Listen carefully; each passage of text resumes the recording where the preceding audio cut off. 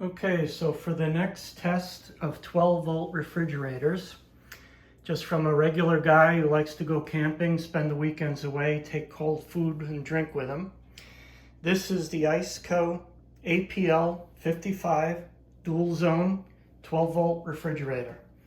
This is not a review, but just like what I did with the IceCo Go 20 in my previous video, which I can link below, I just want to test how long it will last on various portable power stations.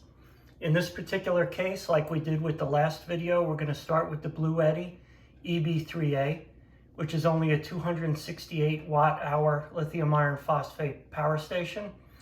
But this is why we run the test. We got to give it a try, even if I think it may not last that long. So a couple of stats on the IceCo APL55 dual zone.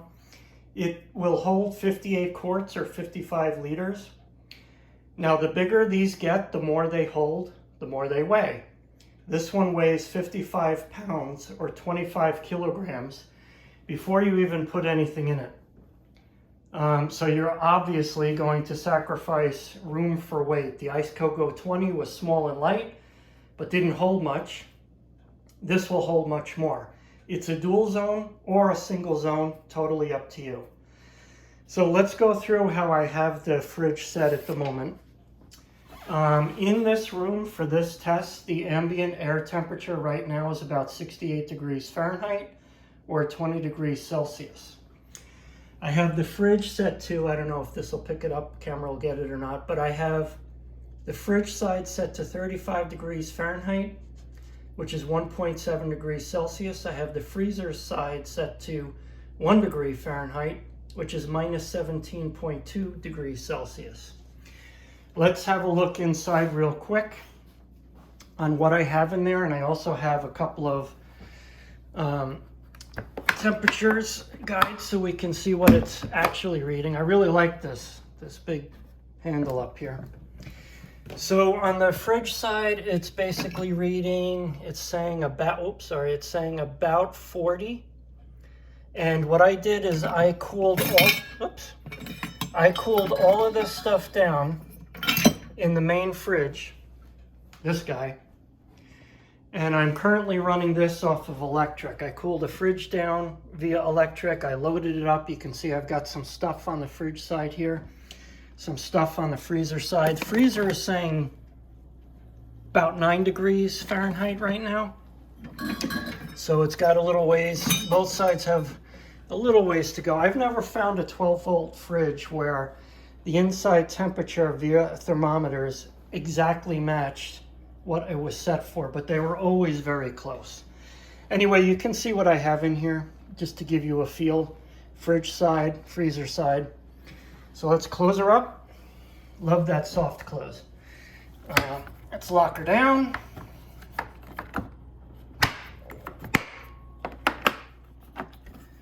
Okay, I'm gonna put the camera down for a moment and I'm gonna pull it off of electric and set it up on the Bluetti so that it's going by battery.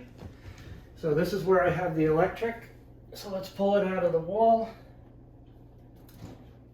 And just so you can see, I'm going to pull it out here too, so for sure there's no electric going on. There's the cable. So now we're going to hook it into the Bluetti, the 12 volt. I'm going to turn on the Bluetti.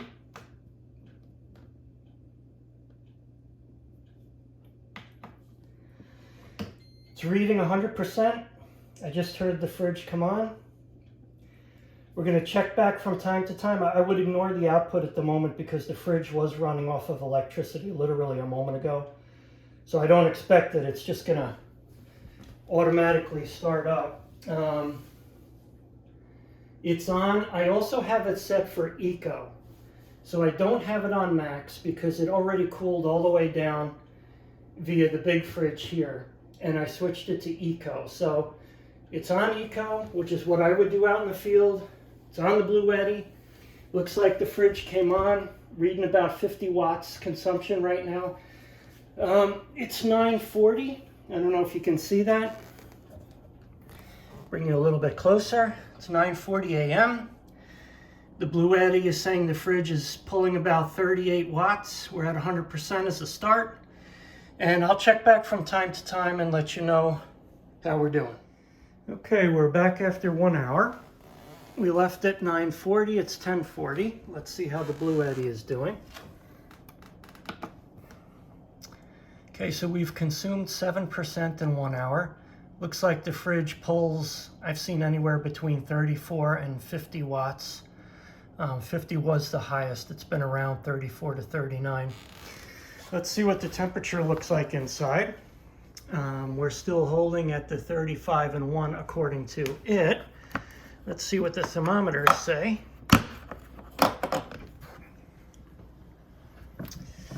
So this one says about 40, maybe 38 Fahrenheit.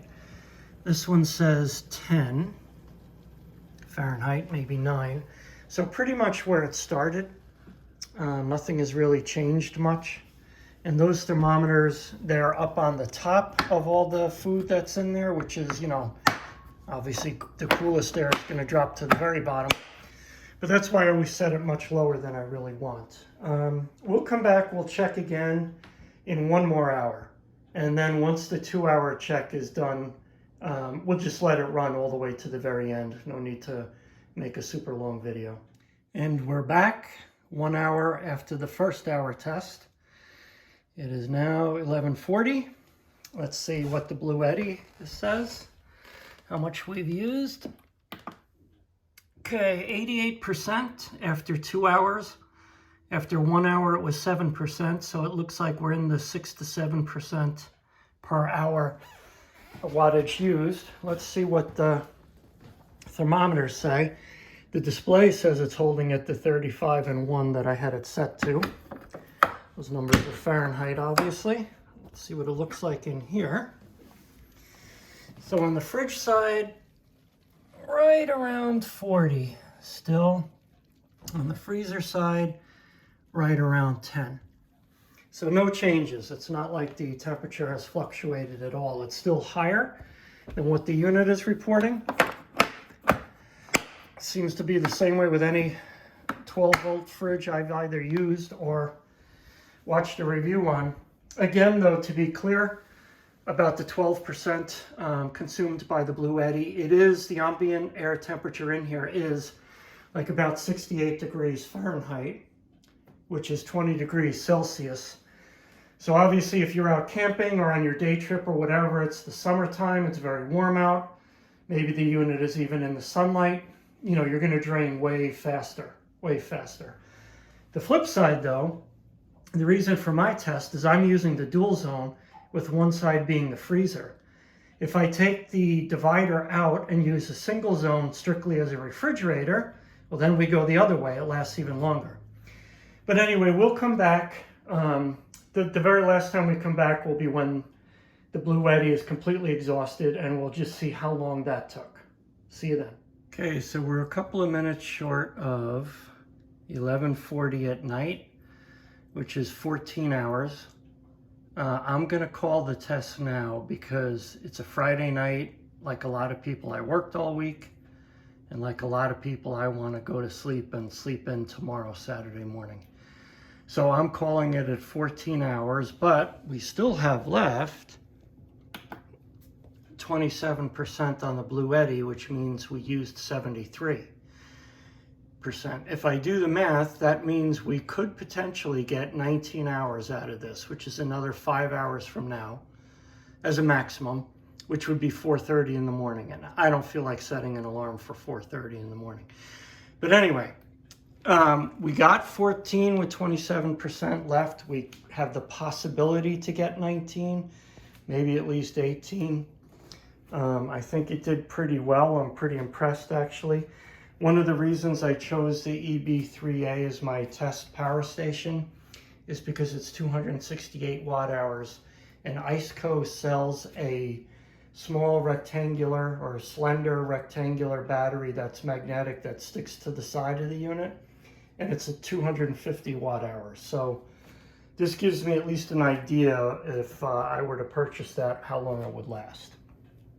So taking a look at this, remember I had it set for 35 on the fridge and 1 on the freezer. I moved the thermometers down lower at one point during the day. So let's see what they read now. On the fridge side is saying about 38 degrees Fahrenheit, maybe 37. So that's pretty close to the 35. On the freezer side, that's reading about 5 degrees Fahrenheit or so, which is relatively close to the 1 degree that I had it set for. And like I said, in the 12-volt batteries I've either owned or used or watch reviewed, they never come exactly to what the machine says they're at. But as long as they're very close, it gives you a good idea. So that concludes this test. There'll be more.